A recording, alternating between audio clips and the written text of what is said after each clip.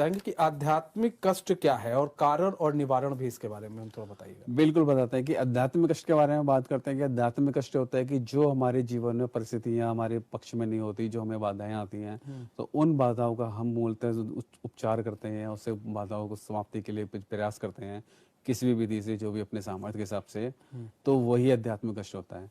अब आप इसको मैं बताता हूँ छोटा सा, कि जो हमारी वैदिक परंपरा, जो हमारे भारतवर्ष की परंपरा थी, जो हमारी संस्कृति, तो हमारे परिवार में, कुल में, वंश में कुछ देवी शक्ति है या पूजा पद्धति या हमारी परिवार की संस्कार होते थे, संस्कार होते थे, हमारी संस्कृति होती थी, उसको हम पालन करते थे।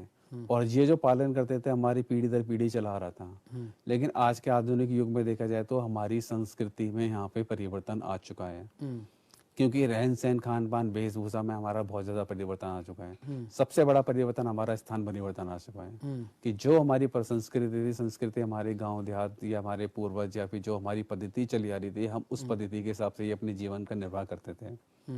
अब पद्धति चेंज होने के बाद, पद्धति परिवर्तित होने के साथ साथ में, जैसे कि पहले हमारी ज्यादातर ग्रामीण थे, ग्रामीण से हमारा शहरीकरण परिवर्तन होने लग गया। शहरीकरण जब परिवर्तित होने लग गया तो इस परिवर्तन में हमारा ये होता है कि जो हमारी मूल संस्कृति थी, हम उसको पूरी तरीके से भुला चुके हैं।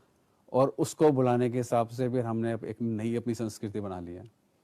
अब देखा जाए तो हमारे जो मूल परंपराएं जो चली आ रही थी, वो परंपराएं छूटती आ रही हैं। शहर में आने के बाद जो हमारी पूजा पद्धति है, परलौकिक शक्तियां हैं, देवी अनुष्ठान है, ये सारे के सारे अनुष्ठान किसी ना किसी तरीके से हमारे एक तरीके से खत्म ही हो गए हैं। अगर खत्म कुछ चल भी रहे हैं तो वो विशेष दिन, विशेष समय के हिसाब से चल रहे हैं, उनको नियमित रूप से नहीं चला जाता।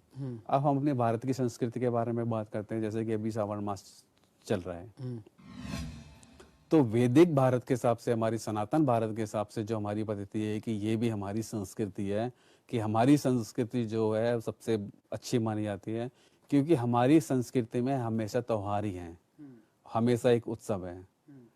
शुरुआत होती है, अभी चले हमारा सावन चल रहे हैं, सावन में 4 महीने हमारी भोलेनाथ की सेवा चलती है, चतुर्मास चलता है, इसमें हमारी सेवा, महादेव की सेवा चलती है।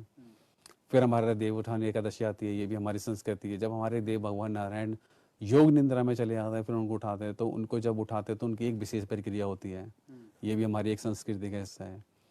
हमारे फिर नवरात्रि भी आते हैं, माता के 9 दिन आते हैं, 9 दिन जो हमारी 9 दिन आते हैं, तो इसमें भी हमारी माता की सेवा चलती है। तो ये हमारी संस्कृति का हिस्सा है। ये देवी शक्ति की नवरात्रों की सेवा में हम अपनी ऊर्जा को, अपने अंदर की शक्ति को या आध्यात्मिक शक्ति को बढ़ाते हैं। इसलिए माँ भगवती जगत जननी जगदम्बा से प्रार्थना करते हैं कि अपनी सामर्थ्य के हिसाब से, इच्छा के हिसाब से, अपनी बुद्धि के हिसाब से जो भी हमसे बनता है, उनकी सेवा में तन से, मन से, धन से, मन से, वचन से, कर्म से, जब से तब से व्रत से पूर्णतः उनकी सेवा के लिए रहते हैं। और उनकी सेवा के बाद जो हमें सकारात्मक ऊर्जा मिलती है, तो वो हमारे जीवन में लाभदायक होती है, हमारे कष्टों का निवारण करने के लिए होती है। इस विषय में हमारा आता है कि पितरों का भी आता है। पितृ पक्ष भी हमारे आते हैं, 15 दिन के चलते हैं, जिनको श्राद्ध पक्ष बोलते हैं। श्राद्ध पक्ष में होता है कि हमारे जो घर के पूर्वज होते हैं, जितने भी हमारी अतृप्त आत्माएं होती हैं, उनको तृप्त किया जाता है।